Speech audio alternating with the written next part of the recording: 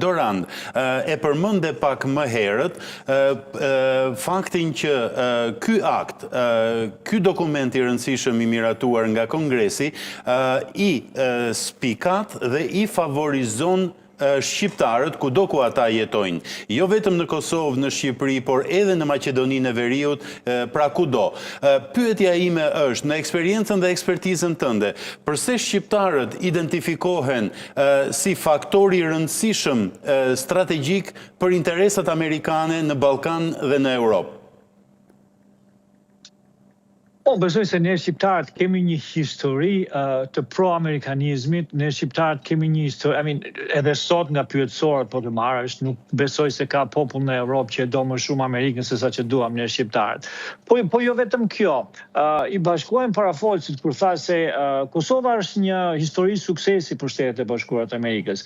E gjesa në shumë vende, tani si thua po shikohet dhe përsëri njëti opsion në Venezuela, e gjesa në shumë vende në Afganistan, në Irak dhe kudo që të shkosh, ku janë munduar të kenë regime change, pra ndryshime regjimi, ku është munduar të sillet demokracia nga ana amerikanëve. Këto kanë qenë histori jo shumë të suksesshme. Kosova besoj unë se është një histori suksesi, pra është një histori e cila tregon ato qëllimin e vërtetë të Shtetit Bashkuar të Amerikës dhe përfundimin e këtij qëllimi, pra ç'mund të vinë në rastet kur Shtetet Bashkuara të Amerikës veprojnë ashtu siç duhet dhe ndihmojnë kombet të cilat kanë nevojë për ndihmë.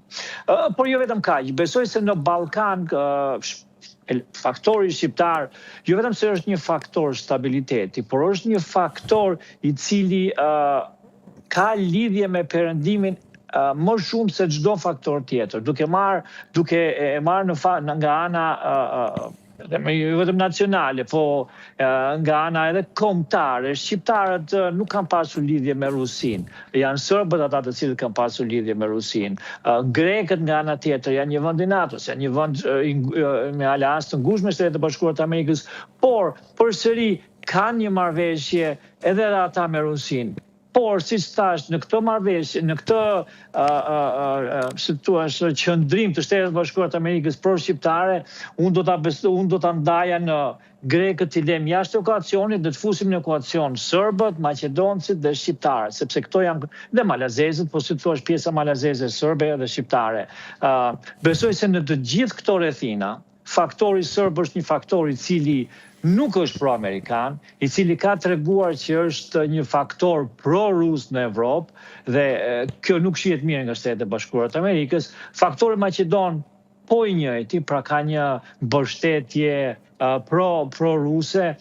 Tek faktori maqedon unë gjithashtu do të fusja dhe një, si thua, një llogari personale të presidentit Trump, sepse presidenti Trump në vitin 2020 kur humbi zgjedhjet, mendoj se një pjesë atyre fermave të dezinformimit ishte edhe në Maqedoni. Dhe presidenti Trump, si thua, e konsideron Maqedoninë si një vend i cili ka kushtuar atij zgjedhjet e 2020-s dhe prandaj presidenti Trump marrëdhëniet me vendet i ka dhe paksa personale dhe mendoj që Maqedonia është në një radar të një këndvështrimi të keq për sa i përket marrëdhënieve saj me Shtetet e Bashkuara të Amerikës.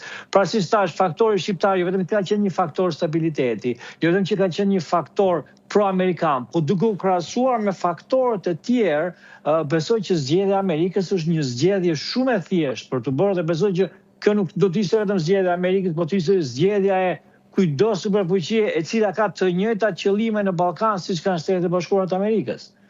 Qartë, të falenderoj. Të nderuar shikues, ne do të shkëputemi për një hapësirë të shkurtër publicitare dhe do të vazhdojmë të diskutojmë për këtë temë së bashku me të njëjtët panelistë në pjesën e 3 dhe të fundit të emisionit Balkan Talks. Mos u largoni vetëm pas pak.